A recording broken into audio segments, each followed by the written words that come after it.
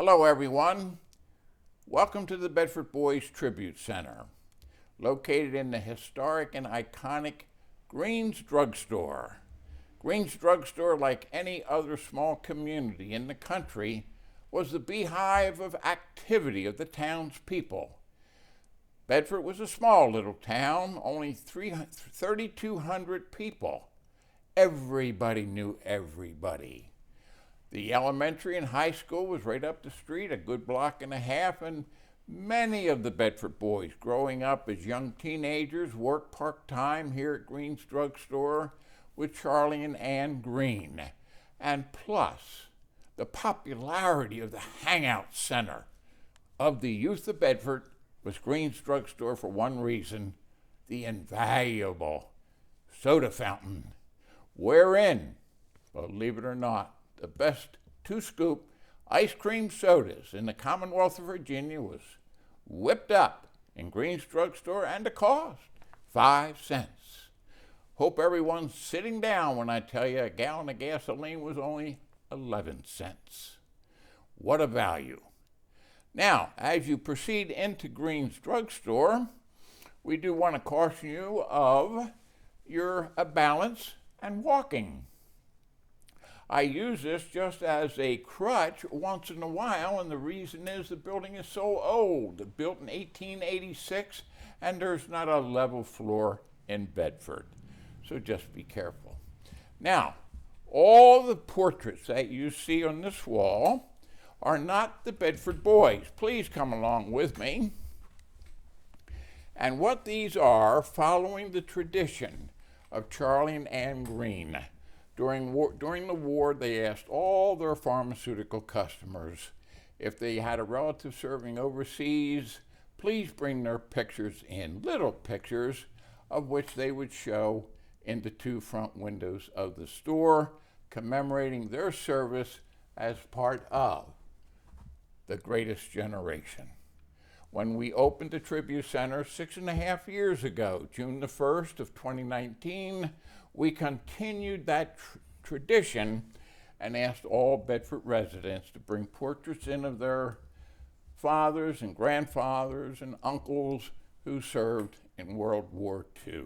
We're very humbled and proud of the history that these portraits represent.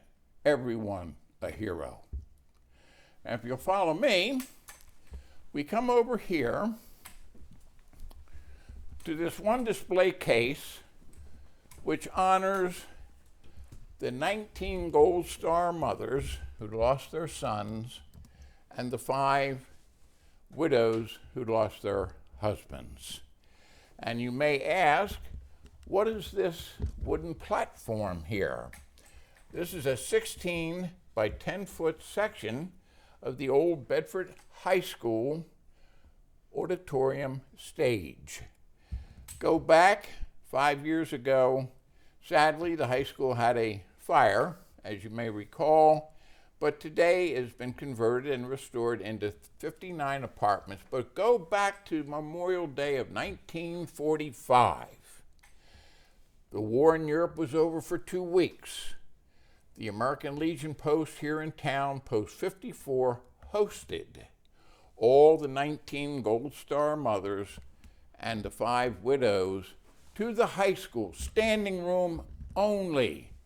And each of them were called up onto the stage using those steps to this section of the auditorium stage to be presented their Gold Star Mothers banner. So this is a very, very historic section of the high school. And if you'll follow me, it may strike an interesting question in your mind. What in the world is a basketball court doing in historic Green's Drugstore? Let's turn the clock back. War was coming, the winds of war. September of 1939, Germany invaded Poland. FDR knew we had to prepare. So between October of 1940 and April of 1941, he called up 19 divisions of National Guardsmen from all collective 48 states. And that's what happened on February the 3rd, 1941. The 116th Infantry Regiment was called into federal service, part of the regular U.S. Army. The 116th Infantry Regiment was the entire Commonwealth of Virginia's National Guard, with 12 companies, each company having an armory right in town. Company A, Bedford. And the armory was in the basement of the courthouse, right up the street. One room. Every Monday night, 2 hours, they had a drill night. And boy, they got $1 every Monday night. They loved that dollar. 50 cents they would give their parents. This was a decade of the Depression.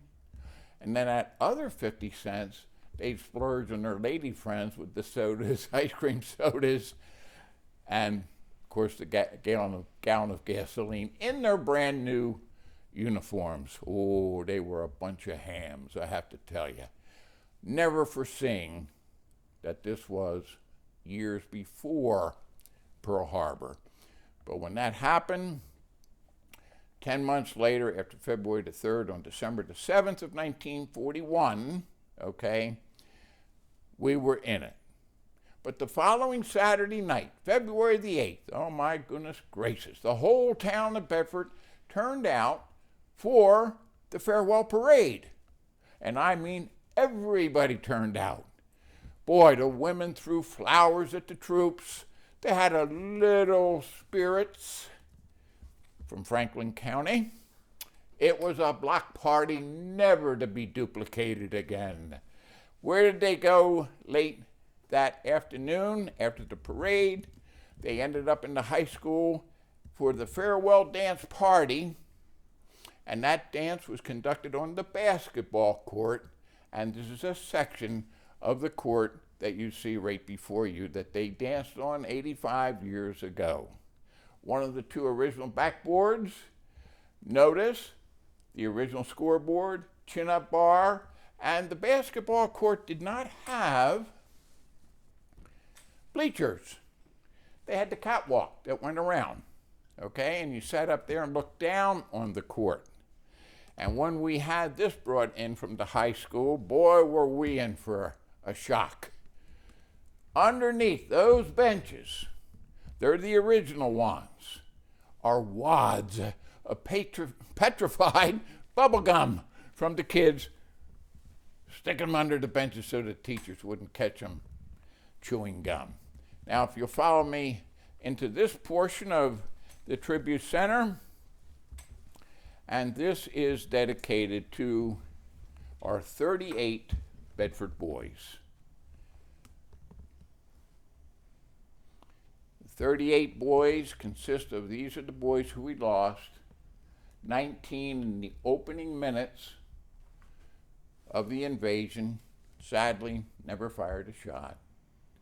The 20th boy we lost later on, July 11th, and on the other wall are the 18 of their buddies who survived, 7 of which very, very badly wounded. Now, there were 4 sets of brothers. We had 30 families, 38 Bedford boys.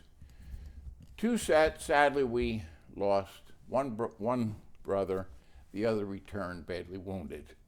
The 3rd set were the Crouch brothers, George and James Crouch, and sadly the 4th set was Staff Sergeant Raymond Hoback and Staff Sergeant, and the day of the invasion, Private, but that's another story, part of the history, Bedford Hoback.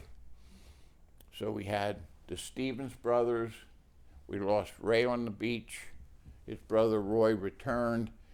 And we had the Powers brothers, wherein Jack was lost on the beach and his brother Clyde survived. Now, as you tour the personal effects of the Bedford boys, keep in mind, everything at the Tribute Center is owned by the families, okay? And the reason they're here in Green's Drugstore is this is where you're standing. You're standing on the boys' footprints, okay? But They're nieces and nephews, my age. They came in here as little kids too. The same store, the same soda fountain as their uncles. They were the ones that had the personal effects of the boys, their uncles. That's why these items are here. Now, we've had to date 21,000 visitors to the Bedford Boys Tribute Center, all 50 states, 34 countries. And visitors have asked many times, my goodness gracious, all these items look brand new. How can that be? And here's the reason why. 4 months after the invasion, the Army Graves Registration Unit sent the personal effects back to the parents. They were so grief-stricken, they never opened the boxes. Under the bed, into the closet, till they all passed on. Traditionally, the oldest son of the family got the box, but out of deep respect of his recently deceased parents and his dead brother, never opened a box either. Sacrilegious. For 35 years. So everything you see in these cases today were only brought in starting 7 years ago by the nieces and nephews. That's why everything looks so new. We're honored to have 7 of the boys' Purple Hearts. And if you ever see a Purple Heart medal, look on the back side. If there's inscribed the service member's name, means they were killed in action. No name, wounded in action. Under the command of Captain Taylor N. Fellers, 4 days shy of his 30th birthday, tremendous leader. Graduated high school June of 31, following June 32, turned 18 years old, joined the National Guard, and he was the most senior man all during the 30s, and he worked his way up from private right on up to the company commander the morning of the invasion, okay? Master Sergeant John Wilkes, 24 years old, 6'1", 190 pounds, and one tough cookie. It was his job to keep these boys in line, and he did. Junie Draper, handsome young man, engaged.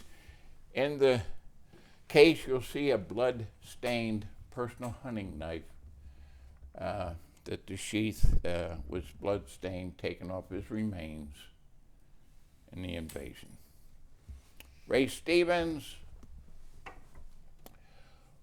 one of the 4 sets of brothers, Roy and Ray, twins, born on their mother's 38th birthday.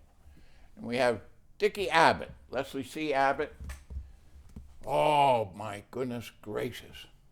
All the young ladies loved Dickie Abbott. I'll tell you why. He had a small combo band. He was the drummer. And every Saturday afternoon and evening, what a gig they had playing music for the old silent films. What he would do is sneak his girlfriends in the back door and save them the 10-cent admission charge. Oh, American ingenuity. And the Hoback brothers, Staff Sergeant Raymond, Private First Class, Bedford, always a staff sergeant. He had a little problem, got demoted to private the day of the invasion, but truly staff sergeant. Earl Parker, Earl and his lovely wife Viola were the only ones who had a little child of the 5 men who were married. And we have John Skank, company clerk, met his fiancée Evelyn Jordan right here at the soda fountain on a blind date in Green's Drugstore. They made a pact when they went overseas. They would try to write each other a letter every day for 20 months, and we have all 20 months of those letters. He was the company clerk. He would save his new wife's letters from the previous month, send them home. She kept his so they could enjoy both sets after the war together. One of the letters to the day, July the 24th, 1 month before they were married, he wrote to his fiancée at the time, okay, on Tuesday, July the 24th, 1942, my dearest Lynn, when it's all over and freedom is won, I can at least say I did my little bit for victory. It seems hard and unfair now, but that will be forgotten when it's over. That's the goal of the Tribute Center, is to make sure, John, you are never forgotten. Gordon Henry White, taxidermy student, wonderful young man. Elmer Wright, fast baseball pitcher for the old AAA team, the St. Louis Browns, okay? Grant Yap, very serious young man in charge of 3 mortar crews. Everybody knew him in the county because every fall at the Bedford County Fair, he always entered a contest and he always won the contest. And you know what it was? Watermelon seed spitting. Always won. Wallace Carter, he and his older brother, they weren't farmers. They didn't know the right end of a horse. What they did, and they did it very well, they ran the pool hall right down the street. In the case, you will see his favorite set of dice taken off of his remains off the beach. J.D. Clifton, everybody knew J.D. As a teenager, he was a local paper boy. Okay, of today's paper, the Bedford Bulletin, still in service today, weekly. 12 days shy of his 21st birthday. And you ought to see the expression on the young children's faces in the school groups that come in and we tell them that history and then say, he died for your freedom and he wasn't even old enough to vote. Nick Gillespie made a tremendous chapter of history of the Bedford Boys. Sadly, he never knew it. And the chapter he wrote was this. He was a prolific letter writer. He'd write everybody. When they were in England, oh my gosh, they shipped to England on the 27th of September of 1942. He wrote letters. If he knew you, you got a letter. You could be the preacher, the postman, the butcher, the neighbor, the classmate. You name it. If he knew you, you got letters. Consequently, and the people would come into Greens and trade letters. Of course, he got the most mail from home. He'd pass them out to his buddies, so all the guys in Company A knew exactly what was happening back in the hometown of Bedford. He was, in fact, Bedford's unofficial war correspondent. But the chapter he wrote was this. The world is waiting for this invasion. When was it going to happen? Till finally, Tuesday morning, 6th of June, 1944, local time, 2:30 in the morning in Bedford, the invasion occurs. Out of CBS Radio, broadcast out of the Empire State Building in New York City, the invasion's on. My gosh, at dawn, all across America, church bells rang. This was mankind's largest military operation. Huge. And it began the retaking of free Europe. The problem was this, such a big event.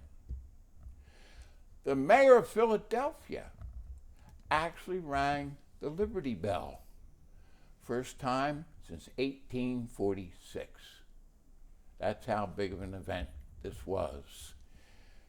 The first week, the second week, the third week goes by, nobody got a letter from Nick.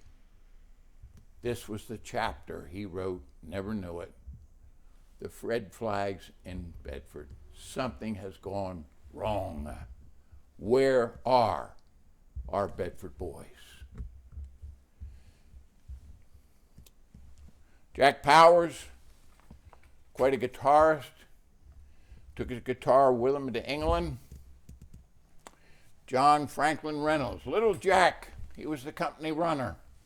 A week before we opened, we had his sister, Margie, come in, her pictures in the case, to hang her brother's portrait and present to us a wristwatch and his blood-stained Bible taken from his remains off the beach and sent home. Tony Razazza, oh my goodness gracious, destined for Hollywood. Cliff Lee, conscientious soldier, beyond a doubt. And finally, Billy Pfizer. These are the boys we lost. D-Day, 6th of June, 1944. Over here, we have this display area and wall dedicated to the commanding officer, Captain Taylor N. Fellers. And if you'll notice, this is the license plate on his vehicle. 1939, if you notice, all the officers of the 116th Infantry Regiment had National Guard on their license plates, okay? May ask about the stained glass window. This was dedicated to Captain Fellers by his family on his 31st birthday, June the 10th, 1945. Now keep in mind the invasion was the year before, and this is to commemorate him on his 31st birthday in honor of Captain Taylor N. Fellers. Now, the town is beyond worried. 3 weeks, no letters from Nick. Where are our sons, our husbands, our brothers? Finally, 2 more weeks, 5 weeks later, in the afternoon of Monday, July the 10th, an air-mailed letter is received by Annie Fellers, the captain's mother, and we have it right here, by her longtime pen pal, Salome Lunscombe, who resides from Central Virginia, but before World War I moved to England, got married, raised a family. 30 years later, World War II, okay? When she found out that her Bedford boys were there, all the officers were treated every afternoon to high tea and crimpets. Salome became a pen pal of Annie Fellers, and they traded letters all the time, okay? So it's now Monday afternoon, July the 10th. Airmail letter, the original's in the case. Mr. McCauley, the postmaster of Good, Virginia, 8 miles north, sees the letter. Oh my God, drives it over to Annie's home. He and his wife and her 16-year-old daughter, and Annie, the mother's on the back porch, snapping beans for that night's dinner. She saw the envelope, knew it was bad, wouldn't accept it, asked the young daughter to open it, and there in it read, second line, second line, my dearest Mrs. Fellers, I would expect by this time you would have received official notification of Taylor's death by this time. The family did not. So the Fellers family was the first family to receive, 5 weeks after the invasion, the first unofficial notification. But can you imagine? Hours' time, this letter was known throughout the county.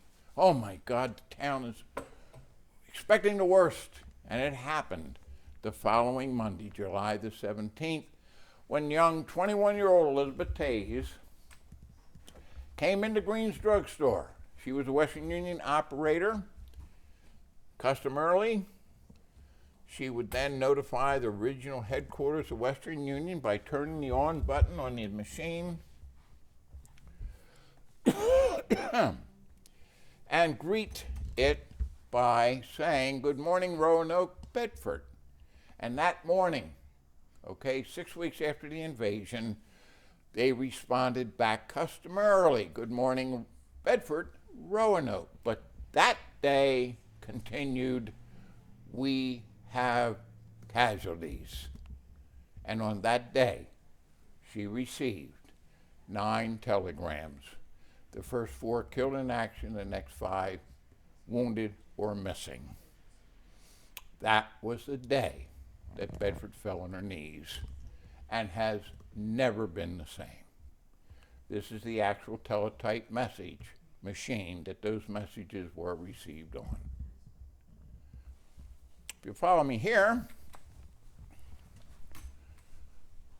these are the boys who returned under the command of First Lieutenant Elijah Ray Nance.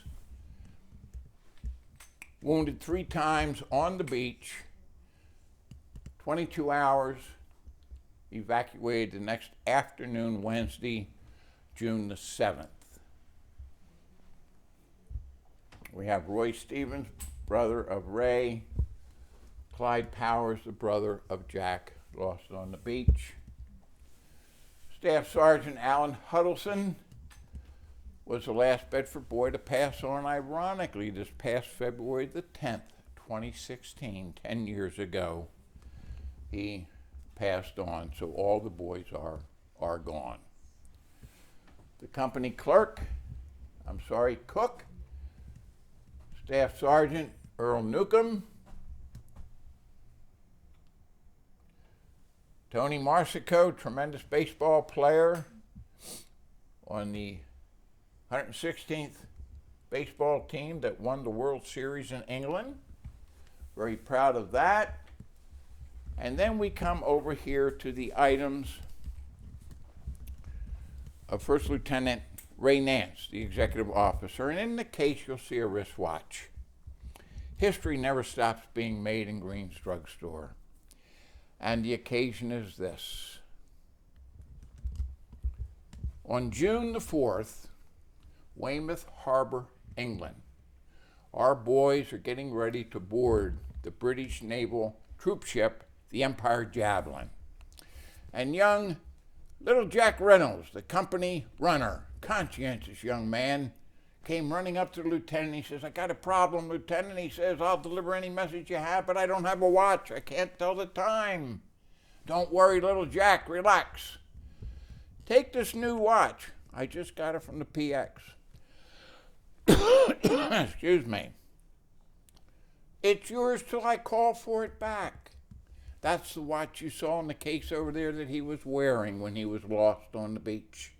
A week before we opened, 6.5 years ago, Lieutenant Nance's son, John, came in with his dad's old watch that he had to wear. And if you'll notice, the time is stopped forever at 6:33 the morning of D-Day. When John Nance, the lieutenant's son, placed that watch in the case, was the first time that both watches had been back together again in 75 years. History made again in Green's Drugstore. If you'll follow me, please.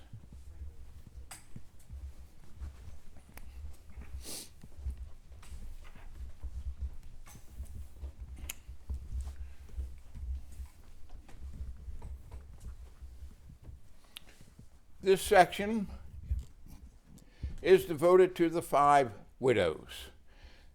Captain Feller's lovely wife, Naomi, Master Sergeant Wilkes' lovely wife, Betty, Earl Parker and his lovely wife, Viola, Grant Yop and his lovely wife, Elsie, and then finally, Evelyn Jordan and John Skank, who met on the blind date here, got married August the 24th, 1942, 8-day honeymoon, never saw each other again. In the case is their wedding book, and inside is the white pair of gloves that she's holding in her right hand that were her mother's when she was married. Something old, something new. That's in the book, along with a little sack of rice from the church and a little sack of both their hair clippings. How can you define pricelessness? But see why these items are here? The nieces and nephews brought them in. This was their hangout. There's no better place for these priceless articles to be. We're asked many times, where are the boys buried?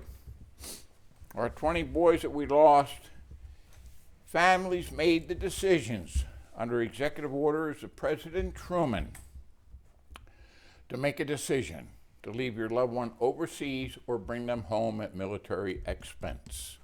9 of the Bedford boys remain in France at the very famous Normandy American Cemetery at Colville-sur-Mer. 9,387 graves of our fallen. 9 of the Bedford boys were brought home. Sadly, the 2 boys, Staff Sergeant Raymond Hoback and Staff Sergeant Earl Parker, to this day missing in action. If you ever go to this cemetery, you will never forget it. Overlooking 9,387 graves of our fallen, and every grave cared for by a French family. That's gratitude. 10 years after the invasion, June the 6th, 1954, 5,000 people turned out in the town of Bedford in front of the courthouse for the dedication of the memorial stone to the Bedford boys. This is a picture of the stone 1 block up the street. In the case, you will see Annie Fellers, the captain's mother, unveiling the stone. And there's quite a story about the granite stone.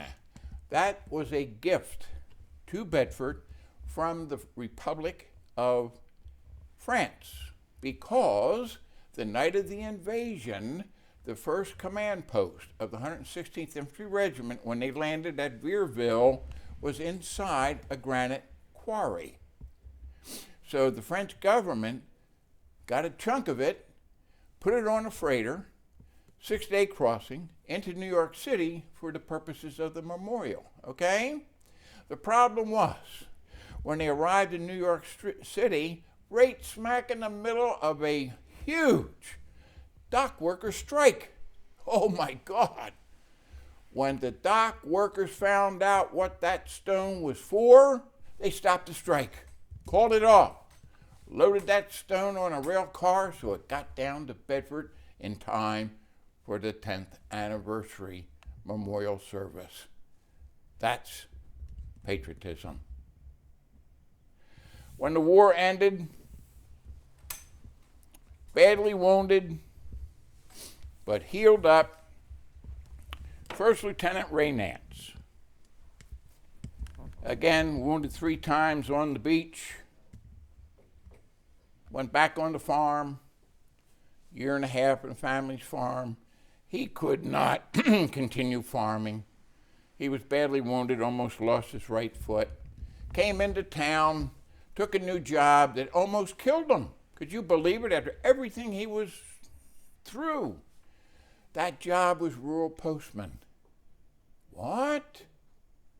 Because on his rural route were the parents waiting at the mailboxes.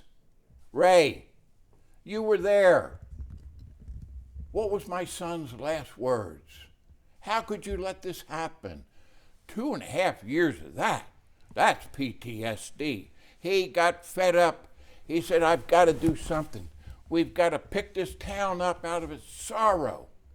Went home, told his wife, Alpha, got to do something. He goes to the National Guard headquarters in Richmond, tells them the plight of Bedford. Then goes to the old War Department, okay? Tells them the place is only one thing's going to pick up on my hometown. It's wallowing in sorrow. It's got to stop. We've got to create a new Company A. And they agreed. They promote him to captain. His picture is right up there. Standing on the left, 3rd one, Captain Ray Nance. And they gave him money to start the new company. You know how much they gave him? $5. Oh my God. What can you do with that? You know what he did? He came back to the Bedford Bulletin. took out a 2-line classified ad, and all it said was this: Company A reauthorized seeking enlistments. In 5 days, all 124 slots of the new Company A was filled. That's the pride and spirit of Bedford. But there's a backstory. 7 of the 124, 7, were the badly wounded men who healed up 4 years after seeing their buddies massacred on Omaha Beach and re-enlisted to keep the morale of the new members of Company A up. That's the true pride and spirit of Bedford. So I hope you've enjoyed your tour at the Bedford Boys Tribute Center. We only have one request of our visitors. As you leave, please look up all part of Company A. That's the sacrifices that these young men made for your freedoms, your liberties, and what keeps America great. Freedom's not free, and it's our responsibility to make sure that they are never forgotten.